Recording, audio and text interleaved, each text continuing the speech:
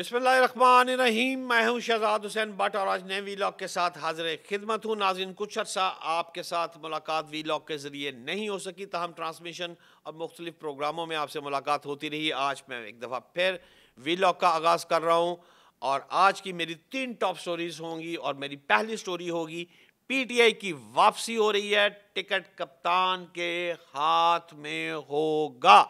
फैसल वावडा और दीगर बड़े बड़े सियासतदान कह रहे हैं कि नो PTI और PTI का कोई मुस्तकबिल नहीं। हमने भी तहकीक की है। क्या तहकीक की है? इस प्लेइंग फील्ड लेवल में कौन कौन सी पार्टियां होंगी?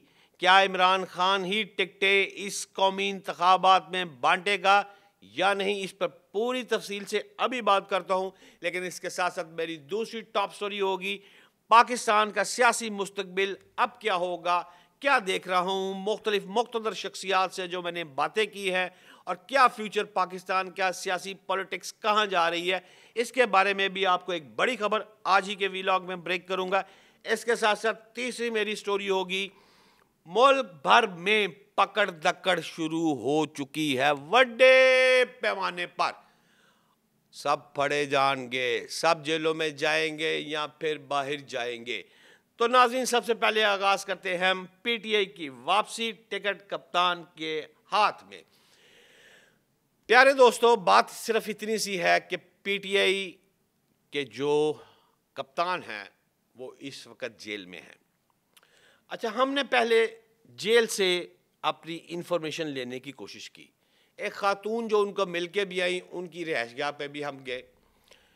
उन्होंने हमें जो बताया, हमारी अभी तक तो खान से खुद मुलाकात नहीं हुई, उनके मुताबिक खान का मोराल 100% बुलंद है और ऑफ द रिकॉर्ड उन्होंने बताया कि कुकड़ शुकर चंगे खा रहे हैं, एक्सरसाइज भी कर रहे हैं, जो कमरा छोटा था वो बड़ा हो गया है, वॉक शॉक भी करते हैं, मोराल अप है।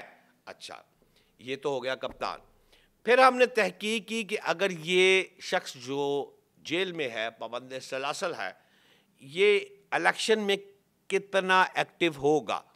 उस पर जब नाज़रीन हमने काम किया तो उसमें हमें इंतहाई मुख्तलिफ शख्सियात ने जो इन्फॉर्मेशन दी वो ये थी कि इस कौमी इंतखाबात में तमाम पार्टियां जब लड़ेंगी तो बल्ले के ही निशान, खबर दे रहा हूं आपको, बल्ले के निशान पर ही पाकिस्तान तहरीक इंसाफ इस कौमी इंतखाबात में इलेक्शन बाज़ाब्ता तौर पर उसी तरह हिस्सा लेगी जैसे बाकी मुस्लिम लीग नून, पीपल्स पार्टी और दीगर जमातें लेंगी, और बाज़ाब्ता तौर पर टिकट्स तकसीम किए जाएंगे जिनको मौजूदा हुकूमत नहीं रोकेगी।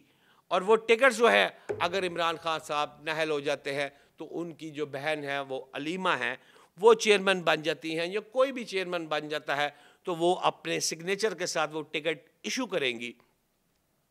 ताहम हुक्म चाहे लंदन में बैठे नवाज शरीफ हों, प्राइम मिनिस्टर शहबाज शरीफ साबक, उन्हीं की बात सुनते हैं।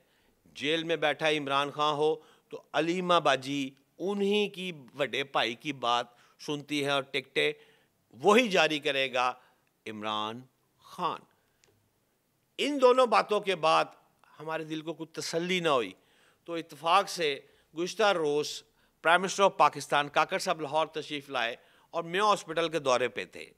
हम भी वहीं कहीं मौजूद थे, हम चुप रहे। दिल में तशनीगी वही थी कि क्या इमरान खान हिस्सा लेगा या नहीं लेगा, क्या होगा, PTI का मुस्तकबिल क्या है। इस हवाले से सवाल जवाब का सिलसिला शुरू हो गया। तो मैं बड़ी खुशी हुई कि एक अथेंटिक, एक होती है FIR, एक होती है मसदका FIR। जी, वज़ीर आज़म पाकिस्तान ने हमें मसदका FIR फ्राहम की और उन्होंने सवाल के जवाब में कहा कि कोई पाबंदी नहीं होगी PTI पर। जो हमारे सोर्स ने हमें 20 दिन पहले बताया था और हम उस पर यकीन नहीं कर रहे थे, ये बात जब हमने प्राइम मिनिस्टर ऑफ पाकिस्तान के मुंह से सुनी तो हमें कुछ अब तसल्ली हो गई है। आप तमाम PTI वर्कर्स को मुबारक हो, क्योंकि मेरी तहकीक के मुताबिक बल्ले के निशान पर पाकिस्तान तहरीक इंसाफ इलेक्शन में हिस्सा ले रही है विद द अप्रूवल ऑफ तमाम वड्डे साहबान। अब टिकट किन को जारी करता है ये उसका काम है, और इसमें कोई पाबंदी नहीं है और किसी किस्म की भी उनके ना को बल्ले का निशान खोया जा रहा है और ना ही उनको किसी भी उसी तरह ही فیلڈ ملے گی جو باقی جماعتوں کو ملے گی اور باضابطہ ٹکٹیں بھی جاری ہوں گی. اب ٹکٹیں جاری کرنا یہ بڑا اہم کام ہے. آپ دیکھیں مسلم لیگ نون کو تھوڑی سی سیاست آتی ہے.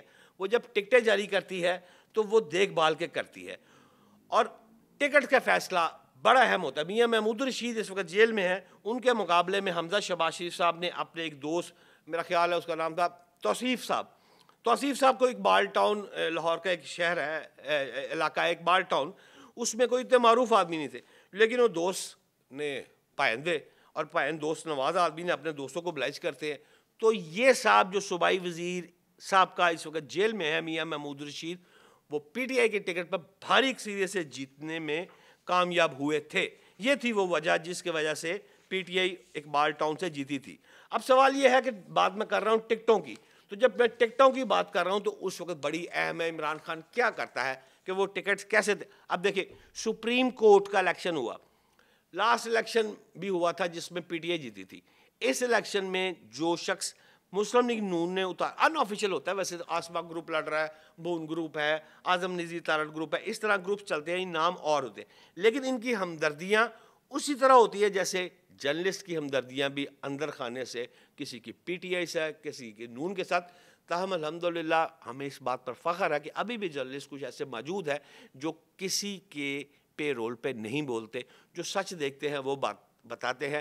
ابھی بھی ایسے جرنلسٹ موجود ہیں, اسی طرح ایسے وکلا بھی موجود ہے. تو میں یہ آپ سے کہہ رہا تھا کہ سپریم کورٹ کے سالانہ انتخابات ہوئے, اس میں اعظم نذیر تارڑ اور بون گروپ یعنی مسلم لیگ نون گروپ کہہ لو, آسما جنگیر گروپ کے شخص ہیں شہزاد شوکت صاحب نے بھاری لیڈ ماری اور جناب سپریم کورٹ کے بادشاہ بن گئے. سپریم کورٹ بار ایسوسیشن کے شہزاد شوکت نے 1706 ووٹ حاصل کیے. اچھا یہ میں بات سمجھانا چاہ رہا ہوں آپ کو. شہزاد شوکت جو ہے وہ ایک پکا وکیل ہے جس کو لوگ مانتے ہیں کہ یار اس کی جج بھی کہتے ہیں کوئی مسئلہ اگر پھنس جائے تو شہزاد شوکت کو بلا لو. اس کیلیبر کا آدمی جب مسلم لیگ نون لے کر آئی تو وہ الیکشن جیتی, ورنہ شاید مقابلہ بالکل ایسے تھا. اسی طرح جیل میں بیٹھا ہوا شخص یا رائے ون میں بیٹھا ہوا شخص اگر ٹکٹوں کی تقسیم کرے گا تو اب وہ جیتے گا. لیکن میں فوری طور پر آپ کو لے کے چلتا ہوں دوسری سٹوری پر کہ پاکستان کا سیاسی مستقبل کیا ہوگا. ناظرین, میں جو دیکھ رہا ہوں پاکستان کا سیاسی مستقبل وہ بڑا روشن ہے اللہ کی رحمت سے, اور ہر آنے والے دن جو ہے وہ بہتری کی طرف جا رہا ہے. لیکن اس سے پہلے کہ میں اس پہ تھوڑی سی میں آپ کو 1.5-2 منٹ کی ایک کہانی سنانا چاہتا ہوں, آپ کو تھوڑا سا پیچھے لے کے جاتا ہوں.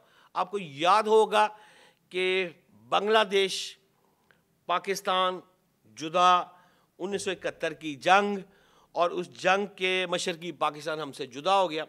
اچھا, وہاں 2 گروپ تھے, ایک شیخ مجیب الرحمان صاحب تھے, وہ وزیر اعظم بن گئے تھے, اور دوسرا جو حسینہ واجد ان کی بیٹی وہ تھی. اچھا, جب وہ شیخ مجیب الرحمان صاحب بن گئے تو سارے خاندان کو وہاں کے فوجی صاحب نے آ کے پانے دیتا, پورا گھر تباہ و برباد کر دیا. مختصر سنا رہا ہوں, لمبی بات ہے.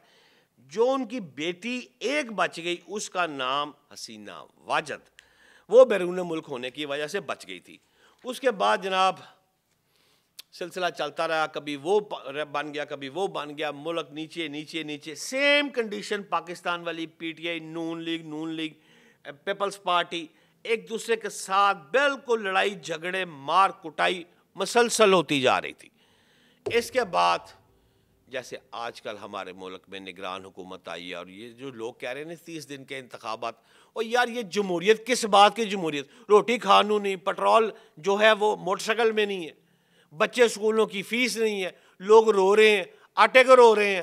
جمہوریت ہونی چاہیے, اور جمہوریت وہ ہے جس میں لوگوں کو تعلیم صحت کی بنیادی ضرورتیں جو پوری کی جائے. 12 یہ حکومت ہے, اس نے وہ آئین شائن تو پامال کر دیا, لیکن مجھے اس پہ کچھ دکھ نہیں, کیونکہ مجھے سب سے پہلے اپنی عوام کی روٹی کے بارے میں سوچنا ہے. لہذا ناظرین, میں آپ کو یہ بتا دوں کہ اس پاکستان میں اب جو سیاسی مستقبل ہے وہ سیم بنگلہ دیش کی طرز پر چڑھنے والا ہے. اور بنگلہ دیش کے اگر آپ غور کریں تو جب انہوں نے ایک شخص کو اندر رکھا, ایک شخص کو اقتدار دیا, حسینہ واجد سامنے آ گئی, مجیب الرحمان صاحب کی بیٹی, لڑائی مار کٹائی, پارلیمنٹ, یہ سارے مسائل انہوں نے کہا کہ ایک دفعہ کر لو ختم, پہلے ملک کا سوچ لو. تو میں یہ سمجھ رہا ہوں کہ اس وقت پاکستان جو ہے وہ جو جہاز کر رہا ہوتا ہے نا ٹیکسی، اس کے بعد وہ فلائی کرتا ہے. میرا ملک اس وقت ٹیکسی کرتا ہوا جہاز جو ہے وہ فلائی کرنے جا رہا ہے. یہ انشاءاللہ تعالی معیشت میری بہتر ہونے جا رہی ہے، اور اس معیشت کے بہتر ہونے کے ساتھ ساتھ جو ہے میں وہ الفاظ ختم اب ہو جائیں گے کہ جی شہباز صاحب کہتے ہیں میں اس کا پیٹ پھاڑ کے پیسے نکال لوں گا، عمران خان کہتا ہے جی یہ بھی چور، یہ بھی چور، یہ بھی چور، اور بالآخر میں جیل. اس طرح نہیں، بات ٹیبل پر ہوتی ہے، اور اب بات ٹیبل پر ہو کر بیٹھ کر منصفانہ فیصلہ ہوگا. اور اس کی واضح مثال آپ کو چھوٹی سی یہ دیتا جاؤں کہ آپ نوٹ کریں کہ جب میرا خیال ہے میں کچھ چھوٹی سی کلاس میں پڑھتا تھا تو اس وقت یہ افغان ٹرانزٹ، یہ ساری باتیں، افغانستان سے لوگ آ رہے ہیں، مہاجرین ہے، پاکستان بڑا بڑا ملک ہے جناب، پاکستان جو ہے ان بھائیوں کو سمیٹ لے گا. اپنی روٹی کھانو نہیں، مہمان کا رہی جا رہے ہیں، پہلے اپنے گھر کی روٹی، اپنے بچوں کی روٹی تو پوری کر لو. تو میں سلام پیش کرتا ہوں سپہ سالار پاکستان کو، جس نے آگے اتنا بولڈ فیصلہ کیا ہے جو پاکستان میں اس سے پہلے یہ میں نے نہ کبھی دیکھا نہ کبھی سنا. اسٹیٹ وے ایک فیصلہ کیا گیا، گورنمنٹ نے فیصلہ کیا کہ جناب تمام افغانستان سے جو اللیگل افراد ہیں ان کو واپس اپنے ملک بھجوایا جائے. اب آپ یہ دیکھیں، غور کریں، یہ جو اتنی بڑی تعداد میں، وہ یہ 1 ملین 2 ملین کی کہانی ہے، کوئی 2 4 5 10 ہزار نہیں ہے. یہ لاہور شہر میں کئی بستیاں ہیں جن کو آپ منی افغانستان کا نام دیتے ہیں. آج وہ بستیاں جو ہے وہ ویرانی کا منظر پیش کر رہی ہیں. آپ یہ غور کریں، کبھی سوچا آپ نے کہ پاکستان میں ہر دکان پر ریشمی کپڑا بک رہا ہے؟ ریشمی کپڑا تو پاکستان میں بنتا ہی نہیں ہے. یہ ریشمی کپڑا جو ہے یہ کہاں سے آتا ہے؟ یہاں سے چھینے ہوئے تمام موبائل جو ہیں وہ کہاں جاتے ہیں؟ کیا وہ افغانستان چلے جاتے ہیں؟ لاہور شہر میں کیا آپ ابھی چلیں میرے ساتھ، چند روز قبل لائنیں لگی ہوئی تھیں چور بازار اوپن، کوئی روکنے والا نہیں، کوئی ٹوکنے والا نہیں. کئی گورنمنٹیں آئیں، کئی گورنمنٹ چلی گئیں. جو سمگلنگ تھی وہ باہر سے تھی.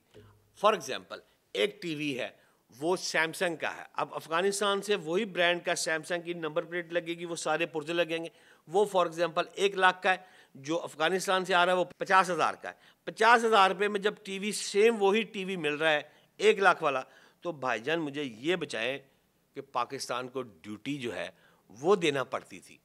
پاکستان کو ٹیکس، قومی خزانہ تباہ و برباد ہو رہا تھا ان ساری ٹرانزیکشن کی وجہ سے، ان کی آنے کی وجہ سے.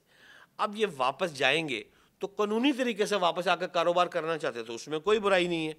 لیکن سوال یہ ہے کہ آپ کو یہ بھی بات یاد رکھنی ہوگی کہ پاکستان میں 24 اٹیک جو ہوئے ہیں جن میں میرے بھائی بہن شہید ہوئے ہیں، ان میں سے 24 میں سے 14 افغان دہشت گرد نکلے ہیں جناب، پوری مکمل رپورٹ کے بعد.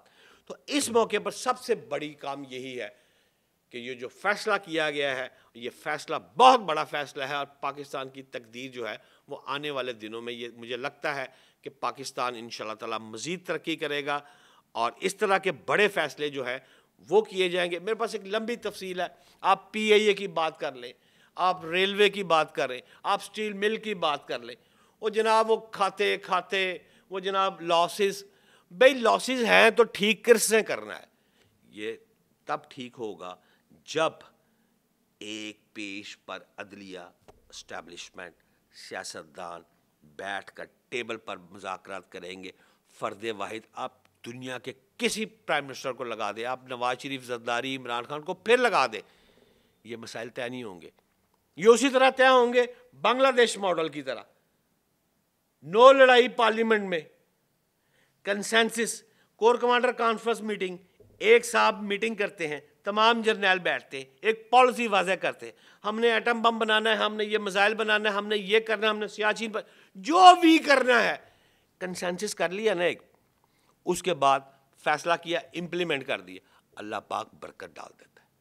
عدلیہ، اسٹیبلشمنٹ، سیاستدان، یہ سب تمام افراد ایک ٹیبل پر بیٹھیں گے، بیٹھ کر فیصلہ کریں گے کہ ہم نے سٹیل میل بیچنی ہے، نہیں بیچنی.